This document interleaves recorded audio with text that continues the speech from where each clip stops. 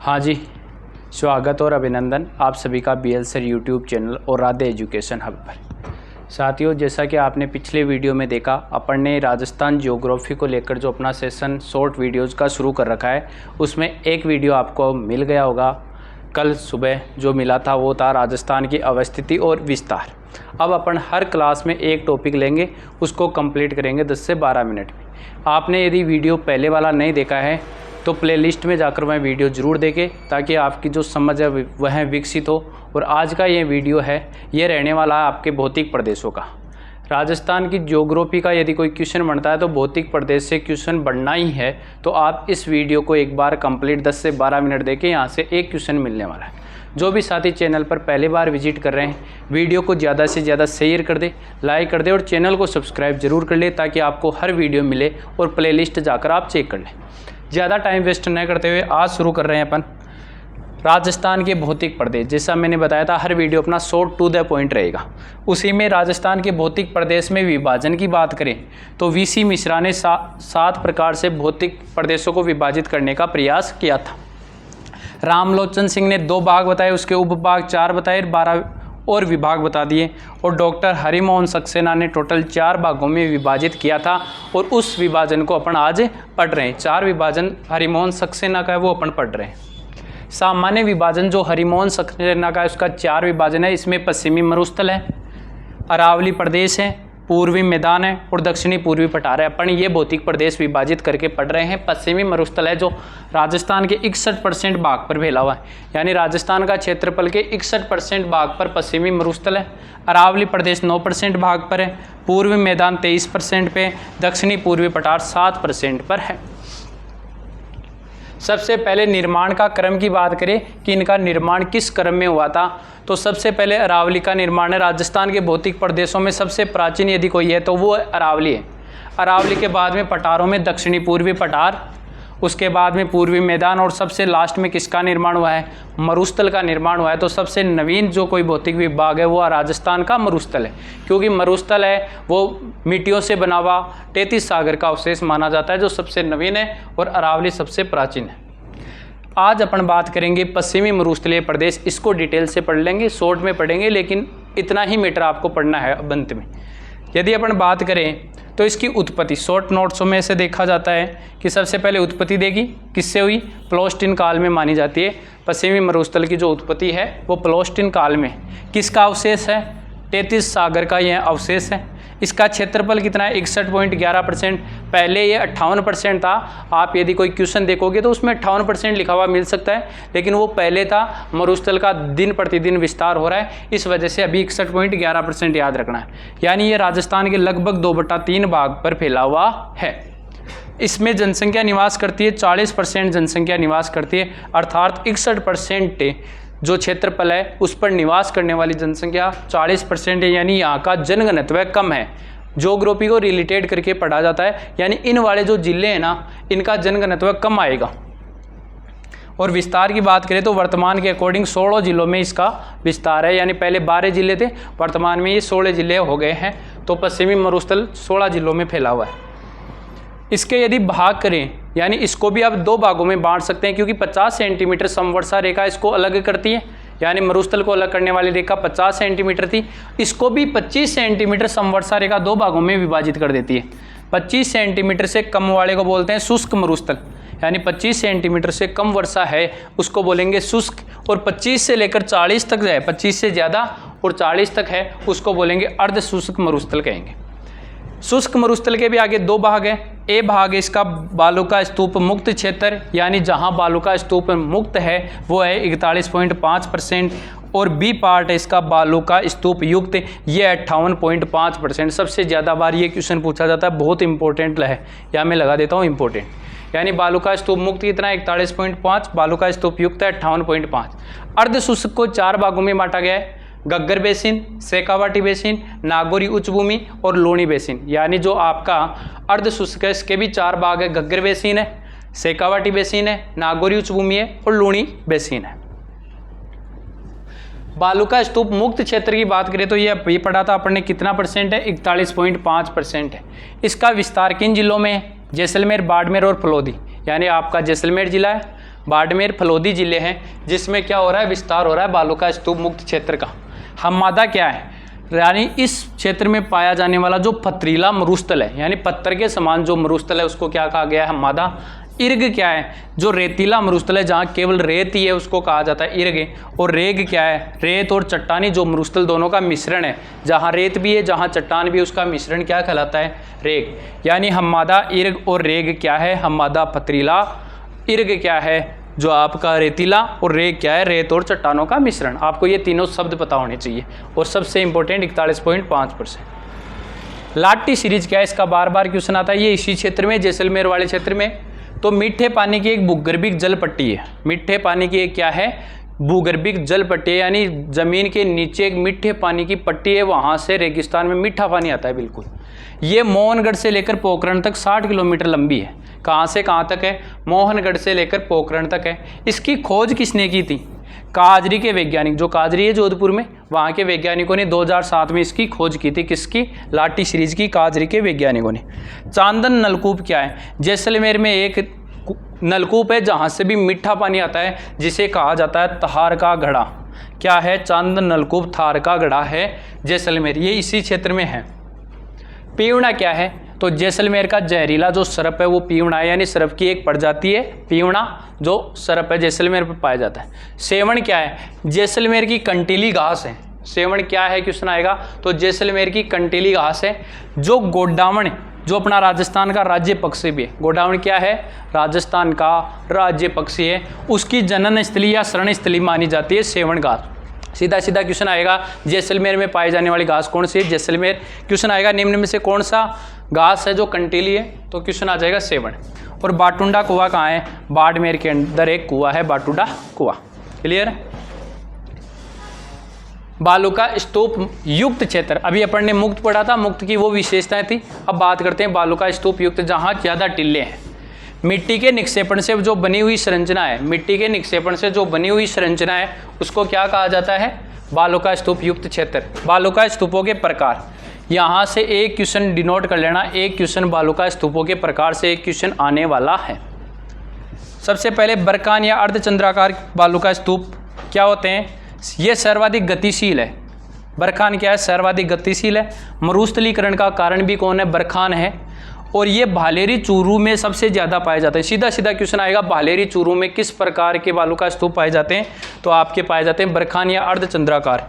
सर्वाधिक भालेरी चूरू में पाए जाते हैं, लूणकरणसर में, ओसिया में, दातारामगढ़ में। लूणकरणसर आपकी बीकानेर में है, ओसिया जोधपुर में है, और दातारामगढ़ सीकर जिले का है, जहाँ से मैं अभी क्लास ले रहा हूँ वो दातारामगढ़ एरिया ही है। यहाँ पर भी किस प्रकार के पाए जाते हैं, बालू का स्तूपों में बरखान पाए जाते हैं।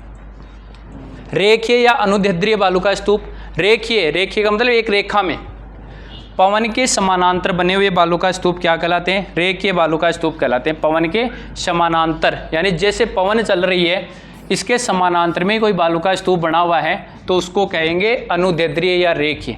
ये सर्वाधिक ऊंचे होते हैं, सबसे ऊंचे बालू का स्तूप यदि कोई है तो वो अनुदैर्ध्य हैं। ये रामगढ़ जैसलमेर में और फलोदी में पाए जाते हैं। सबसे ज़्यादा कहाँ पाए जाते हैं, रामगढ़ जैसलमेर में और फलोदी में।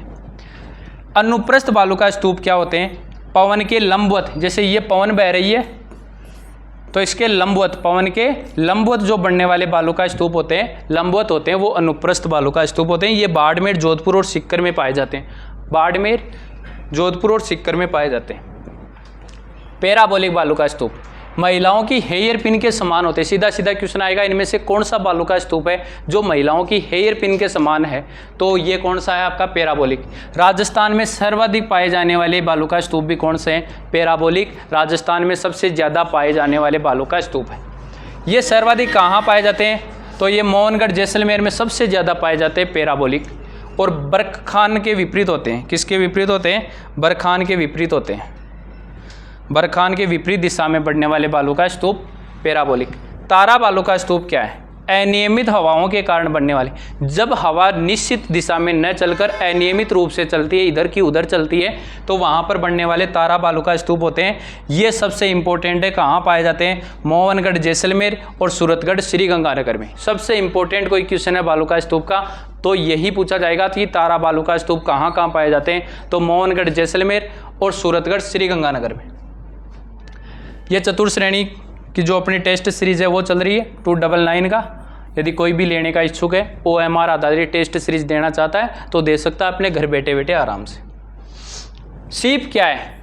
तो सीप है अनुदैर्ध्य का एक प्रकार है। सीप एक बालुका स्तूप का प्रकार है जो किसका है? अनुदैर्ध्य का ही है।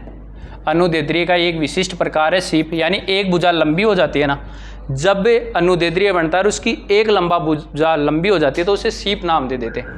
सब्बर काफिज क्या है? छोटी झाड़ियों के सहारे बनने वाले जो बालुका स्तूप होते हैं वो क्या है? सब्बर काफिज है। राजस्थान में सर्वाधिक बालुका स्तूप जैसलमेर में पाए जाते हैं, लेकिन सभी प्रकार के बालुका स्तूप जोधपुर में। सबसे ज़्यादा टीले कहाँ पाए जाते हैं? सबको पता है जैसलमेर में, लेकिन जो अपन ने ये पढ़े हैं ये सारे कहाँ पाए जाएंगे? तो ये जोधपुर में पाए जाएंगे। सबसे ज़्यादा तो कहाँ है? तो आप कहोगे सर्वाधिक तो जैसलमेर में, लेकिन सभी प्रकार के कहाँ हैं? जोधपुर में। अर्ध शुष्क प्रदेश, अभी तक अपन ने कौन सा प्रदेश पढ़ा था? शुष्क पढ़ा था, यानी शुष्क में टीले थे आपके, ये सब शुष्क में पढ़े थे। अब बात कर रहे हैं अर्ध शुष्क प्रदेश। यहाँ की वर्षा होती है 20 से 40 सेंटीमीटर समवर्षा रेखा, यानी अर्ध शुष्क। आधा सूखा है तो आधा है तो थोड़ी सी बारिश ज़्यादा हो जाएगी, तो 20 से 40। वनस्पति कौन सी है? स्टेपीज। देखो इसमें सिक्कर आने वाला है, हमारा सिक्कर इसी पार्ट का हिस्सा है, तो इससे याद रख सकते हो। एस का मतलब कोपेन का तो BSHW लेता है सिक्कर, और यहाँ से स्टेपीज वनस्पति ले लेता है, तो एस से याद रख सकते हो। अर्ध शुष्क यानी स्टेपी प्रकार की जलवायु पाई जाती है, और यहाँ की मृदा है भूरी रेतीली, यानी इस क्षेत्र में पाई जाने वाली मृदा कौन सी रहेगी? आपकी भूरी रेतीली। चलते हैं आगे की ओर। अब मैंने शॉर्टकट में अर्ध शुष्क का डिवाइडेशन कर दिया कि अर्ध शुष्क के 4 पार्ट अभी चर्चा की थी अपन ने। कौन कौन से थे? गग्गर बेसिन, शेखावाटी का बेसिन, नागौरी उच्च भूमि और लूणी बेसिन। यानी अर्ध शुष्क के भी कितने पार्ट रहेंगे आपके पास में? 4 पार्ट रहेंगे। सबसे पहला गग्गर का मैदान, उसके जस्ट डाउन में शेखावाटी, उसके जस्ट नीचे नागौरी क्षेत्र और उससे जस्ट नीचे लूणी बेसिन। यहाँ से गग्गर बेसिन किस क्षेत्र में पाया जाता है? गंगानगर और हनुमानगढ़। राजस्थान के 2 जिले हैं, गंगानगर और हनुमानगढ़। इसको गग्गर क्यों कहते हैं? क्योंकि यहाँ गग्गर नदी बहती है। पहले इस नदी का नाम सरस्वती होता था, तो सरस्वती नदी या गग्गर नदी। फोन को बंद करो रे इसको।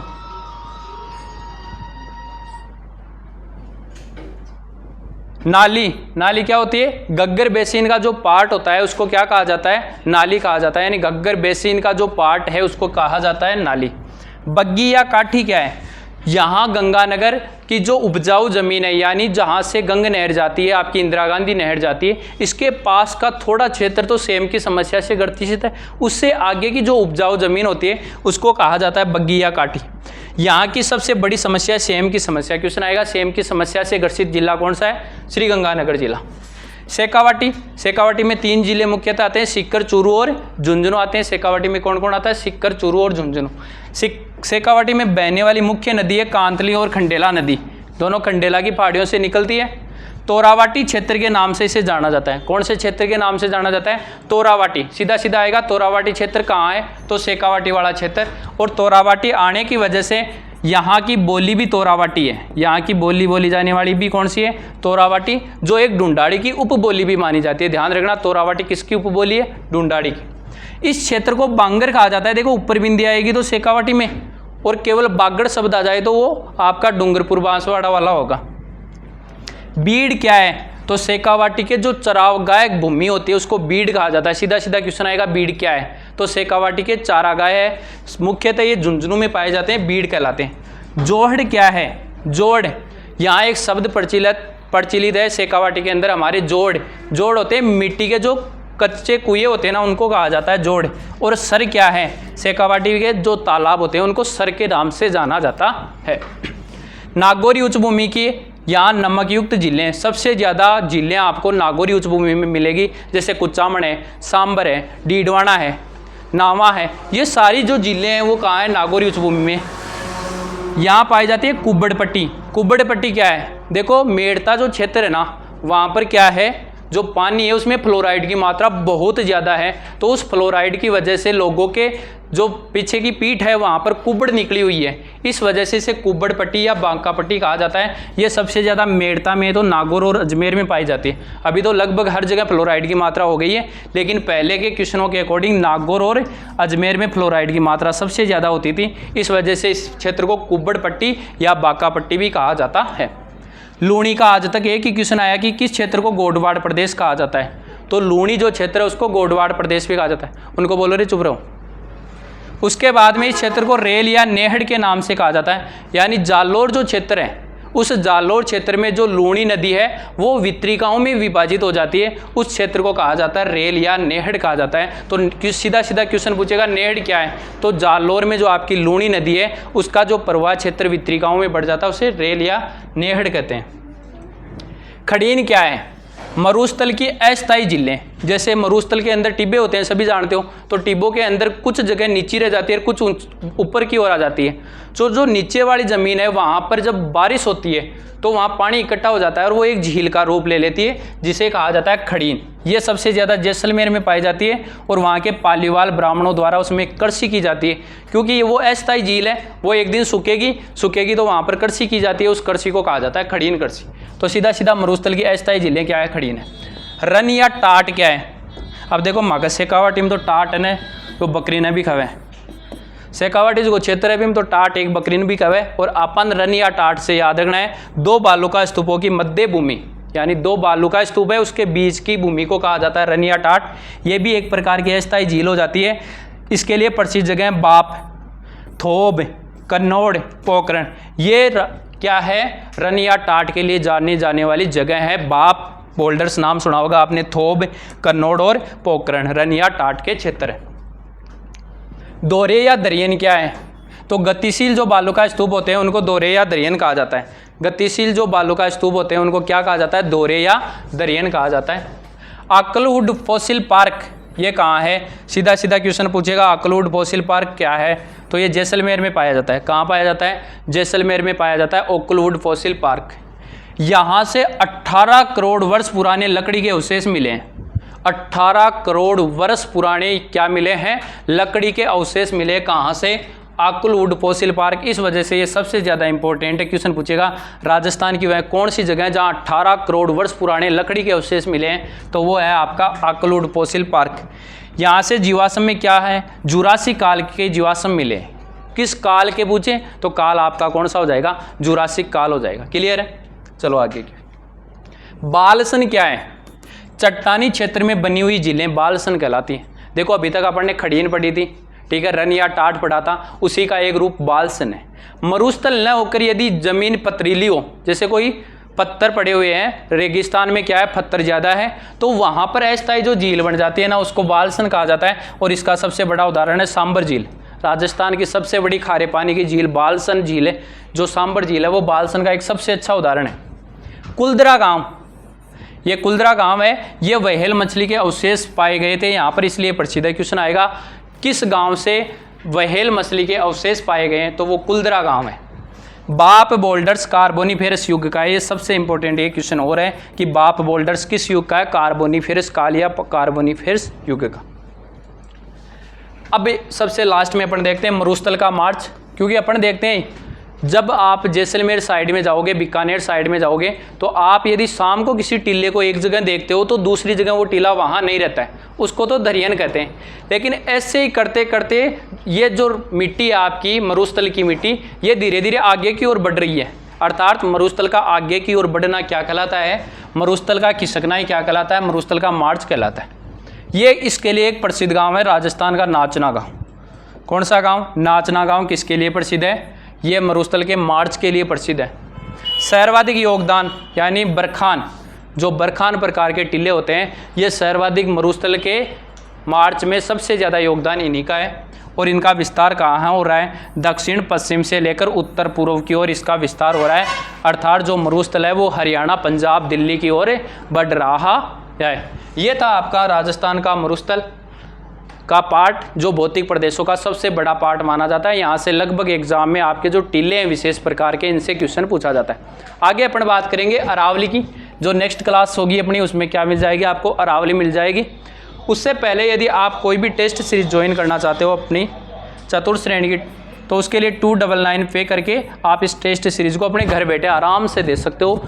आपको एग्ज़ाम में जाने से पहले OMR आधारित प्रैक्टिस करके जाना अनिवार्य है, क्योंकि 2-3 क्वेश्चन ऐसे होंगे एग्ज़ाम में जो आपको आते होंगे, लेकिन OMR में आप गोला जो करोगे वो गलत करके आओगे। इस वजह से पहले OMR आधारित आप 120 क्वेश्चन की प्रैक्टिस करके ज़रूर जाए। कम से कम 10 टेस्ट तो देकर जाने हैं आपको। ध्यान रखना, चाहे कहीं से भी दो, कहीं भी आपके आसपास यदि कोई OMR आधारित टेस्ट सीरीज है तो वह भी देके कम से कम 10 टेस्ट आपको देकर एग्जाम में जाना चाहिए। ऐसे जाओगे एग्जाम देके वापस आ जाओगे, कन्फर्म है सिलेक्शन होने वाला है नहीं। ठीक है, मिलते हैं किसी नेक्स्ट वीडियो में, तब तक के लिए ऑल द बेस्ट। लेकिन यदि आपको उससे पहले वीडियो अच्छा लगा है तो वीडियो को शेयर और चैनल को सब्सक्राइब करना जरूरी। ठीक है, मिलते हैं नेक्स्ट वीडियो में, धन्यवाद।